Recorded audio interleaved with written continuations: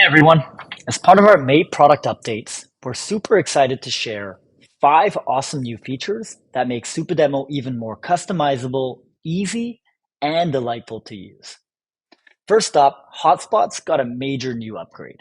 Now you can adjust hotspot widths, customize how they look on mobile or smaller screens, and even add your own labels to buttons. This means your Supademo will work better than ever before, no matter where your audience is watching. Next, we've made editing and personalization a breeze with find and replace for HTML-based Supademos.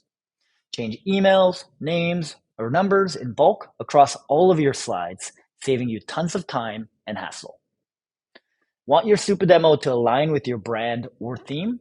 Now you can. Upload your own custom fonts directly into your workspace by dropping in your font file and make your Supademo truly unique and shine with your brand. Our fourth feature is our new video cropper. You can now quickly crop video slides right in the editor. No need for extra tools or complicated steps. And last but not least, we've supercharged our analytics dashboard.